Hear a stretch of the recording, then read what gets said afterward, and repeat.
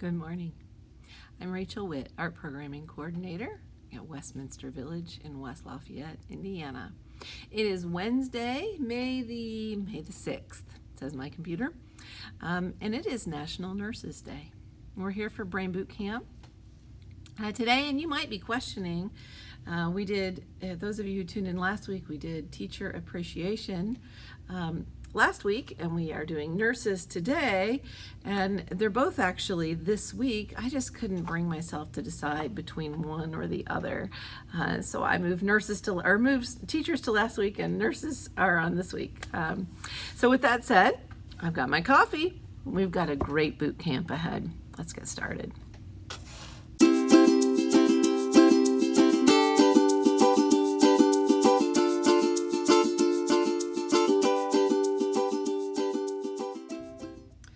I don't think that we can talk about nursing without at least mentioning Florence Nightingale. She, of course, was a famous British nurse, social reformer, and statistician. She's considered to be the founder of modern nursing. And so appropriately, the American Nursing Association begins each year on May the 6th and ends on May the 12th, which is Florence Nightingale's birthday. Florence Nightingale was really known as the Lady with the Lamp. She got that title during the Crimean, Mark, you're probably correcting my pronunciation right there, Crimean War. She got that title of Lady with the Lamp because she worked tirelessly and often would take a lamp through at night ministering to the soldiers and those who were wounded and recovering. So they have always associated kind of a lamp with her, and often an art of her you'll see her with a lamp or imagery of that nature. So the first thing is a visualization exercise. This is a 90-second exercise, and I'm going to ask you to consider the lights in your home, different lamps. So for example, in my living room, I have 2 side table lamps and 1 floor lamp. 2 of them turn with little knobbies turns, and 1 of them turns with the push button, or turns on with the push button switch. 1 is metal, 1 is glass, 1 is wood. So I would like for you to spend the next 90 seconds just thinking, without looking around you, but thinking of the lights in your home, and try and get a picture of them in your head. Try and do a mental count, so to speak. It's a great warm-up exercise. We'll get our brains moving. Ready, set, go.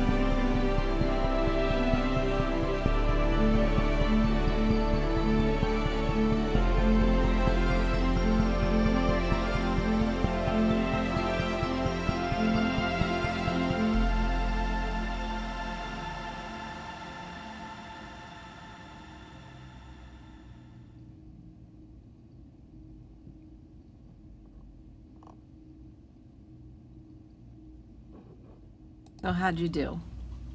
As you look at your list and now kind of pause and think about it a little bit more, did you get every room? Do you think you missed any lamps? Did you include light switches when you did it? Did you include lights that come on automatically? For example, do you have any light sensor night lights in your home? All of those are great questions to think about and be observant about the things in your home around you. If you want to do that, another exercise connected to that, after boot camp is over today, try and think through what lights you would turn on in any given path. So say you wake up in the middle of the night and go to the bathroom. What lights will light your way? Or when you get up first thing in the morning, what path do you take and what lights do you turn on and what lights do you turn off?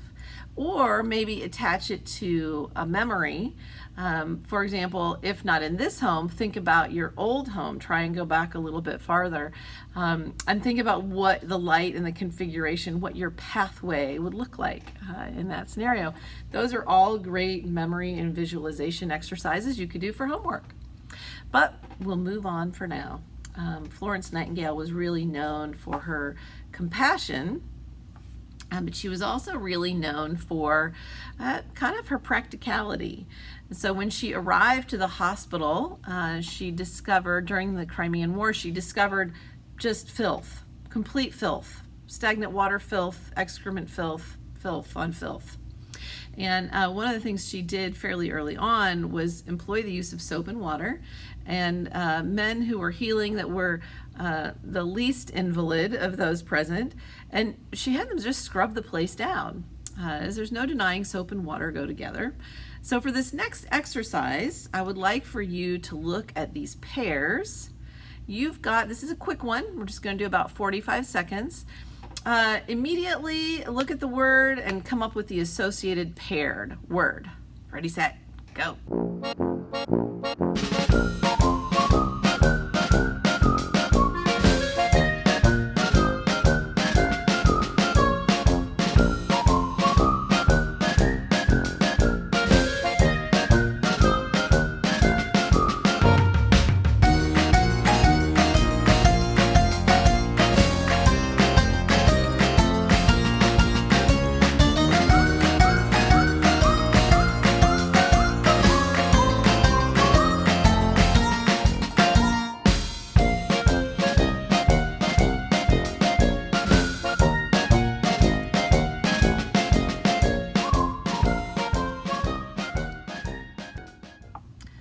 And time is up. All right, so here are your correct answers. Of course, fish and chips, ketchup and mustard, nuts and bolts, bacon and eggs, hide and seek, Tweedledee, Tweedledum, gin and tonic, hammer and nails, song and dance, and finally, lock and key. So Florence's efforts reduced the death rate at that hospital by 2/3. And I have these questions here. I would like for you to complete these exercises connected to 2/3.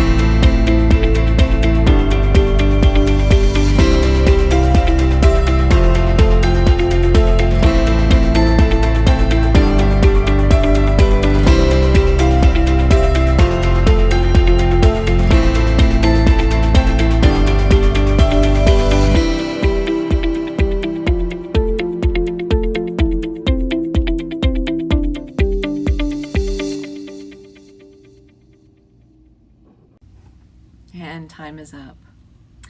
All right, so first things first, we'll get that pesky math out of the way. 2/3 of 120, that is 120 times 2/3 equals 80. So 2/3 of 120 is 80. Um, Now, what kind of pie would you be most pleased for that leftover pie to be? Some of you are thinking right now, whether it's ice cream or cheese with your apple pie. I know you are. We've had that argument a number of times in Brain Boot Camp. I'm going to stay solid with my preference for the cranberry pie. I really like that. Maybe sour cherry pie is right up there with it. But what kind of pie would you like it to be if you had your favorite kind of pie? And then finally, we're going to list some types of pie that each color might be. So a brown pie, you might have pecan, or you might have apple. It's kind of a brown color. Really, any pie, I suppose, with a top crust could be considered brown. Sugar cream pie, don't you usually sprinkle nutmeg or something? I don't know. I've never understood the sugar cream pie. I know that's been another point of conversation. Orange pie, of course, most likely to be a pumpkin pie. A red pie, cherry or cranberry, or I don't know, strawberry. Oh, a strawberry pie. It's a good time of year for a strawberry pie. And finally, a black pie. Blackberry, of course, though I often think that blueberry pies look quite black. Well, until you spill them on your tablecloth, they look quite black. Now, all right, let's move on. So it's kind of an interesting history of National Nurses Week. I think if Florence Nightingale were in charge of making American Nursing Week come together, it would have happened a lot faster, but she was clearly not in charge. There are a bunch of key dates. This whole exercise actually started in 1953.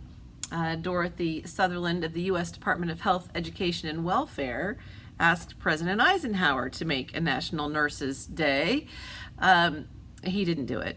And then in 1954, they observed a week of it, and that was really thanks to a representative from New Jersey. It was very important to him to do that. He introduced a bill in 1955, but no action was taken. In 72, it was presented by the House of Representatives. Didn't happen. In 74, the International Council of Nurses proclaimed Nurse Day, but the United States didn't get on board with that. In 74, later that year, the White House designated a week. President Nixon signed that into place, but still no day, just a whole week. In 78, again, New Jersey, I don't know what's going on in New Jersey, but New Jersey governor declared May 6th as Nurses Day. He was the first one to do it. And there was a gentleman, Mr. Scanlon, he took up the cause and he made sure that the nurses in his state were recognized. And they enjoyed it being recognized. And apparently from that point, it kind of took off. In 81, they opened up, the American Nursing Association opened up a day of recognition. In 82, they formally acknowledged it. And in 82, later in that year, Ronald Reagan finally signed the day into effect. And it has been May the 6th. From that time forward. So I have given you, I know I just read a lot of information to you, I just found it to be fascinating how long it took to get this to happen for such an important group of workers in our society. But I've given you here a list of years. It's a quick one, just a 30-second activity. I'm going to ask you to shuffle all these years back into the correct order. Ready, set, go.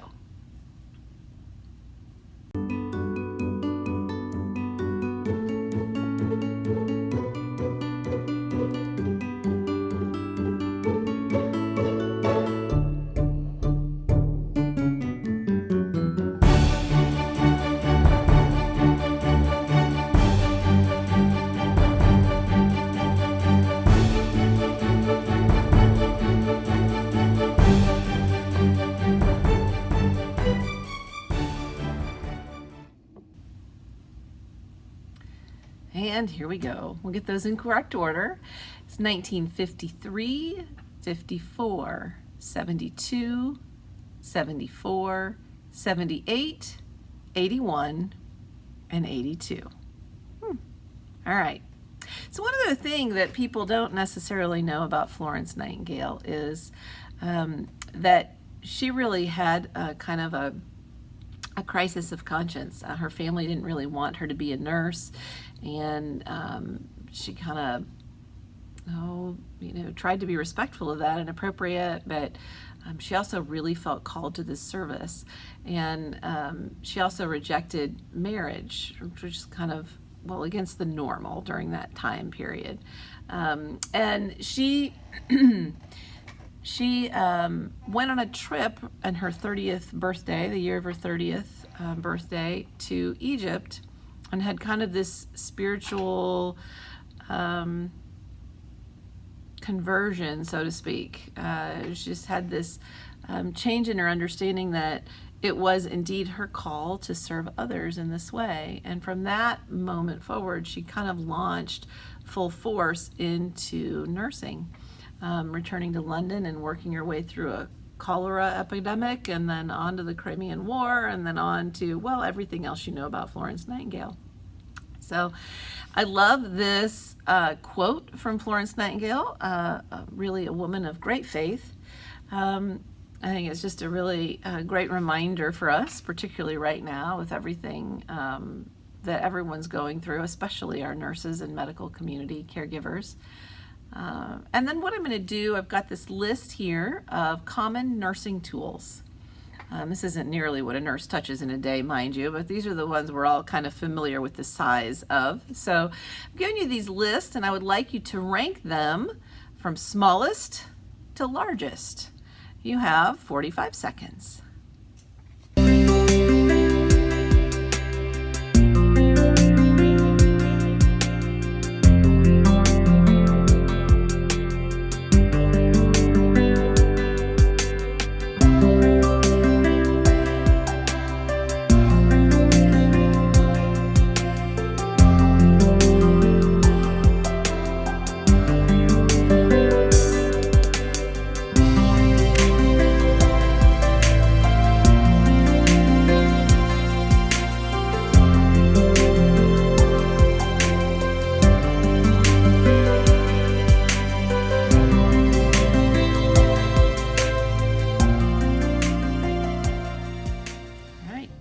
Time is up. So your list, some of these are a little bit questionable, I suppose, but the order I put them in is smallest, Band-Aid, next, syringe, gloves, bandage wrap, stethoscope, thermometer, IV bag, I'm assuming a full one, and a scale. And so the one on there that I think is probably a judgment call is thermometer. If you're thinking of the small glass thermometer that you might have put under your tongue at one point, I can't think of the last time I've gone to the doctor's office and had one of those used. So more often now it's those big devices with they scan your forehead, or they stick it in your ear, or whatever they're going to do. But they've gotten to be a little bit larger, I think, with the inclusion of batteries. Probably raised the size and the weight of them a little bit. But while we're talking about Band-Aids, I have a couple of images here I want to show you. This is art made out of Band-Aids, which I find to be kind of interesting. So this first one, this is an actual quilt, and it is made out of used Band-Aids. This was exhibited at the Minnesota State Fair. The artist is Beth Barron, and it's a quilt. It is a quilt. I'm just kind of icked out by the idea that she sewed all these used Band-Aids onto a quilt, but I do find it to be creatively interesting. And then the next image here is, it's of a rug. Someone made an entire rug out of Band-Aids. I admire their ingenuity. Yeah. Not sure I would have that in my house. And then finally, I bring you the art of Andrew McPhail. Take a look at this one. He's done a whole series of these, actually, made entirely out of Band-Aids. And he calls them My Little Failures, which there's a lot of interesting symbolism there. You might take a moment to think about that creatively, because it looks like, of course, that's a human form under a blanket of little failures. At least I think that's the direction he was going with that particular art installation. I was shocked when I Googled art made of Band-Aids at just how many people are using this as a medium in fashion, and oh wow, there's a lot out there. Maybe don't Google it. You might be a little bit shocked by all of that. So, I don't know. The next exercise we're going to do, I like this. This is a poster, a nursing poster, and I think it does speak way more eloquently than I can about nurses and the important role they play in society. So this is a 30-second activity. I'm giving it to you upside down on purpose. It's not a mistake. Try and read this particular phrase.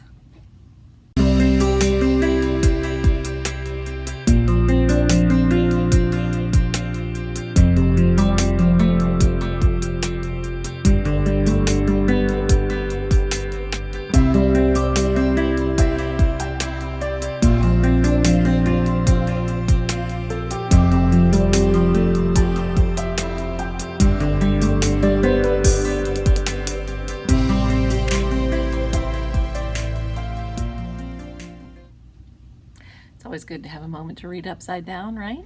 I know the teachers of you had an easier time of that. So nursing is not for everyone. It takes a very strong, intelligent, and compassionate person to take on the ills of the world with passion and purpose and work to maintain the health and well-being of the planet. I have nothing more to say to that, other than wash your hands. I think the nurses would want it that way. So naturally, we're going to go to this exercise. Why wouldn't we? These are key times to wash your hands. This is kind of an interesting working memory activity because most of you know these already, but I'm going to ask you to spend 30 seconds, just 30 seconds this time, studying this list. And then you are going to have 1 minute to try and relist them in exactly the same order they're in. So that's the trick to this, is keeping track of the order of them. So 30 seconds, ready, set, go.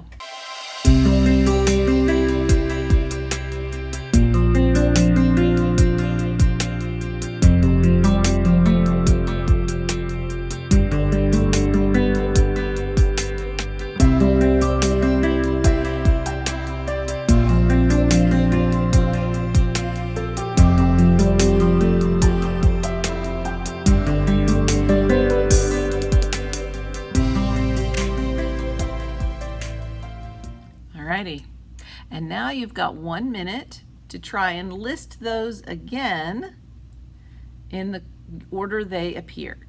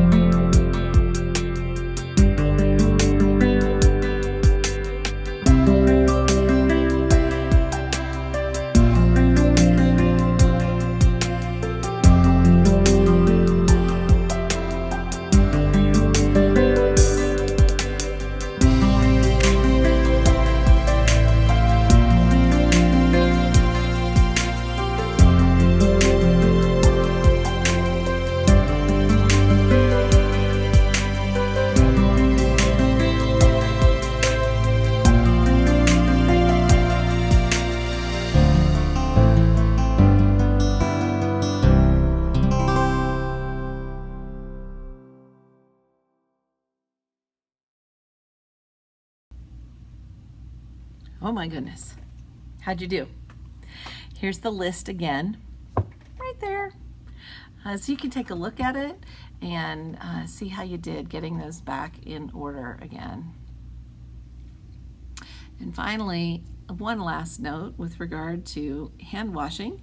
There have been a number of studies that prove that scent has a really great positive effect on your cognition, your alertness, your sense of stimulation, your memory, a lot of, and your general mood, among other things. It's a long list of things. So I will leave you with this. If you're feeling a little bit, dull and drab in your home, waiting for all of this to be over, and you need a little midday pick-me-up, consider perhaps a scented soap. Rosemary, lemon, lavender, mint, any of those generally stimulating scents. Great opportunity to go wash your hands and lift your spirit. Get your brain up and moving again. And with that, I leave you for another week. It's been great spending time with you today. I hope your brain is up and moving. Mine sure is. Plus, I need to do some more reading on Florence Nightingale. She is fascinating, a fascinating life, fascinating person. She's made me curious. And with that, I will see you next week for Brain Boot Camp. I believe it is, what is it? It's National Frog Jumping Day next week. Gotta do it. See you then.